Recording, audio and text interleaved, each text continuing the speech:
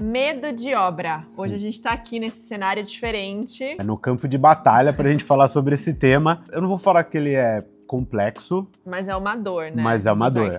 Eu diria que é uma dor. Para alguns arquitetos, né? Para muitos. É um tema que ele tem muita coisa pra gente conversar, né? Bastante. A gente vai focar em alguns pontos importantes aí para você deixar de ter medo e assumir de vez essa responsabilidade. A gente sabe que pode ser uma decisão não cuidar de obra, mas é muito difícil um arquiteto ficar 100% longe de uma obra, né? E nunca pisar dentro dela. Mas eu vou falar um pouco da minha experiência, que é completamente diferente da do Ralph. Desde que eu entrei na faculdade, comecei a fazer os meus estágios, eu nunca estagiei, nunca trabalhei em um local que cuidasse de obra. Eu sempre fui a pessoa que ficava dentro do escritório cuidando de projeto, aprendendo toda essa parte. O máximo que eu fazia para ir em obra era assim, ver uma coisa ou outra muito aleatória e fazer medição, só. Então eu nunca tive essa experiência, esse contato muito próximo com obra. E quando eu resolvi abrir o meu escritório, isso era uma coisa que eu tinha arrepio de pensar, de ter que ir numa obra, cuidar dela e ver o que estava sendo feito, porque eu falava, eu não sei ver se as coisas estão certas, se estão erradas. E a sua experiência foi completamente diferente, né? Eu, por outro lado, a minha experiência sempre foi dentro da obra. Sempre foi, desde o primeiro escritório. Eu brinco, né, que eu já sujava a bota de barro. Então eu já tenho essa vivência com a parte de obra. E óbvio que no começo sempre a gente fica receoso, né? Algo novo, é algo que envolve muita responsabilidade. É um mundo onde é muito complicado, porque a gente depende de várias pessoas, algumas pessoas que são capacitadas, outras não. Eu digo que a obra moldou o profissional que eu sou, né? Então, é como se fosse uma segunda faculdade para mim, assim, porque muito do que eu aprendi e do que eu coloco nos meus projetos, e isso é importante até hoje lá dentro do escritório, vem desse convívio com a obra. E eu tenho, assim, no meu currículo, quando a gente vai falar de obra, eu tenho eu já tive uma empresa onde eu administrava a obra, né? Então eu fazia a obra do começo ao fim. Hoje a gente tem um serviço que é um pouco diferente, né? A gente faz a parte de integração da obra, né? Então o escritório atua tanto na parte de projeto, na parte de mapeamento da obra, e na parte de integração. E para nós, lá dentro do escritório, é muito importante, porque apesar da gente dividir, uma coisa tá sempre alimentando e melhorando a outra, né? E eu acho também, assim, usando a minha experiência como base de uma pessoa que não teve essa experiência antes, como eu sempre tive o Ralph, isso me ajudou no meu processo, né? Porque eu sempre tinha uma pessoa experiente dentro da obra comigo. Mas eu sei que muitos de vocês não têm essa pessoa. Que vocês, às vezes, têm um escritório sozinho, você passou pelas mesmas experiências que eu, de trabalhar num escritório focado 100% em projeto, e aí você se depara em ter que ir numa obra sem muito conhecimento, né? E tendo ali que resolver as coisas. O que eu fui sentindo? Mesmo tendo o Ralph do meu lado, ele me empurrava para a obra. Ele tinha algumas coisas que ele me mandava ir ali, pelo menos acompanhar para resolver. E realmente, a obra, a gente aprende com a experiência. Se a gente não passar pelas coisas e não estar ali presente, a gente não vai aprender. Então chegou um momento que às vezes eu ia fazer visitas em obras sozinha só para ver o que estava rolando, para começar a perder aquele medo, né? E inserir isso de certa forma na minha vida para ver assim, eu projetei isso, vamos lá ver como que as pessoas estão executando aquilo lá, porque eu nunca vi aquilo sendo feito na minha vida, né? Então eu comecei a usar isso como um aprendizado mesmo no meu dia a dia. Puxando aqui essa fala da Gabi, eu acho que é importante, assim, o resumo disso tudo. Você tem que ter pessoas de confiança. No caso dela, ela me tinha como uma pessoa de confiança. E você, como profissional, você vai ter que gastar o tempo encontrando essas pessoas que vão te ajudar dentro da obra, né? E os engenheiros, empreiteiros, todos os profissionais que envolvem, né? Então, o que eu posso te dizer? A partir do momento que você tem essas pessoas certas, você vai ter a confiança necessária. E hoje a gente, até para vender isso para o cliente, a gente fala muito em relação às nossas parcerias, né? De ter empresas que você confia trabalhando junto com você, que já estão acostumados com a sua forma de trabalho. É sempre contar com a ajuda de cada profissional ali que tá somando esse time, né? Que eu falo que obra é um time completo, além do time do escritório, é o time de todo mundo que tá envolvido dentro dela. E que realmente um ajuda o outro, porque as coisas vão acontecendo e às vezes coisas novas acontecem dentro de uma obra, nova não só para nós arquitetos, mas também para os fornecedores. E aí a gente junto tem que chegar em uma solução, tem que resolver. E aí você ter essa parceria de forma consolidada te ajuda nessas questões, né? Como um todo. Então vamos lá.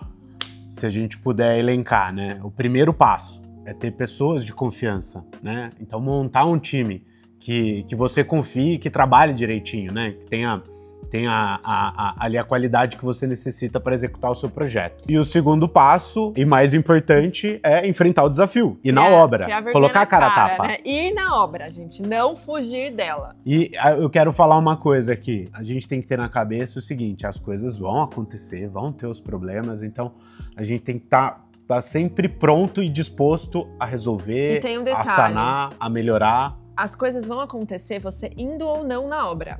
E se é você for, às vezes você salva elas de acontecerem. Então, hoje, o nosso pensamento é esse. Ir na obra, a gente pode salvar muita coisa. Uma questão importante, né? Que a gente sempre fala também. Ir na obra requer uma cobrança. Então, a gente cobra para fazer esse serviço. E aí, acho que vem outros pontos que a gente vai abordar aqui também, que é a questão de estruturação desse serviço, né, de você simplesmente não vai sair indo na obra com o valor que você recebeu de projeto e falar para o seu cliente, fica tranquilo que eu vou passar na obra toda semana para ver o que está acontecendo e não cobrar por isso, né? E a decisão de fazer obra também é uma decisão profissional, ela ajuda muito no escritório com relação ao desempenho, né? De projeto mesmo. De projeto e financeiro. E no nosso escritório, todo mundo vai na obra, tá? Não só nós dois, né? Exato. As líderes de projeto, as arquitetas que envolvem ali, que estão envolvidas nos projetos, elas também vão na obra, elas também ajudam a validar tudo, porque isso ajuda no desempenho delas, na qualidade de projeto que elas vão desenvolver, porque é um erro que acontece na obra ali, que no próximo projeto isso não vai se repetir, porque elas entenderam ali o que aconteceu, elas viram, né, a vida real de como realmente tudo acontece. E aí envolve o que eu estava falando também, que é o seguinte, né, a gente é um serviço profissional fazer a obra, executar essa obra. Tempo. Então, ele não é de graça. Então tem muita gente que acha que, eu preciso ir na obra resolver isso. Não, esse é um serviço que vai ser cobrado do seu cliente. E você tem que prestar esse serviço profissionalmente, né? Então é muito importante você conseguir organizar, você ter uma organização, você tem que ter claro tudo que você tem que ter no seu escritório para você poder prestar esse serviço de forma correta. Exato. Né? É um serviço importante.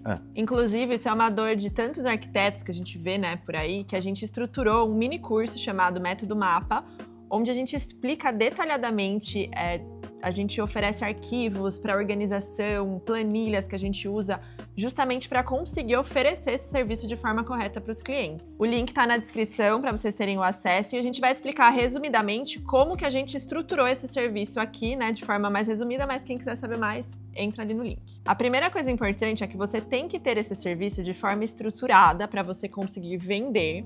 E isso tem que vir desde a primeira apresentação que você faz para passar uma proposta para o seu cliente, desde a etapa de projeto, tá? O cliente tem que saber que você cobra para executar esse serviço, né? Exato. E hoje, dentro do escritório, a gente chama nosso serviço de obra como integração de obras. No Método Mapa, a gente explica a diferença de acompanhamento, gerenciamento e integração. Então, hoje a gente presta o serviço que é chamado integração de obras. Existem clientes que não contratam, normal isso acontecer, não são 100% deles que vão contratar, mas os que não contratam, eles sabem que esse serviço existe. E isso faz com que eles não fiquem nos cobrando ir na obra de graça. Às vezes acontece até situações de... Eles vêm falar. Sei lá, coisas que acontecem na obra ali, errinho de algum fornecedor e tal, que eles precisam... Às vezes até fornecedor que a gente que indicou, mas como a gente não tá indo na obra, a gente não acompanha. E eles falam assim, eu sei que vocês não têm responsabilidade, mas aconteceu isso, será que...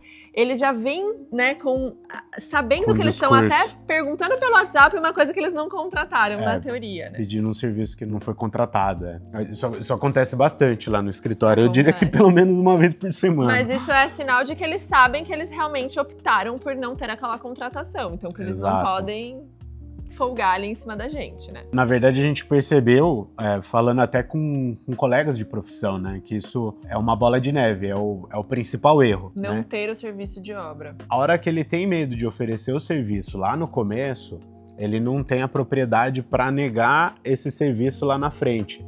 Então isso tudo fica muito subentendido. Então não fica claro para o cliente o que é, o que não é, e qual que é a fronteira ali de até onde ele pode ir. O profissional não tem confiança, né, em oferecer o serviço de obra, e ele prefere às vezes nem citar isso para fechar o projeto. Isso. Só que aí ele não tem coragem depois que fechou de falar que ele não pode ir na obra porque ele não ofereceu esse serviço. Então em nenhum momento ele falou pro cliente, tipo, pra eu ir na sua obra você vai ter que me pagar. Aí o cliente começa a sugar você e aí vira aquela coisa de você não faz uma coisa, não faz nem outra, no fim você trabalha de graça. Exato. No final das contas, é melhor você ter esse serviço estruturado, oferecer ele para o seu cliente. Mesmo com medo. Ir na obra e fazer a obra mesmo com medo, do que você trabalhar de graça. E no fim, com a sua experiência, esse medo vai sumir. E vai melhorar os seus projetos, vai melhorar a organização do seu escritório. E o financeiro, né? E o financeiro, principalmente. Que é uma coisa importante. E é o que a gente sempre fala, né?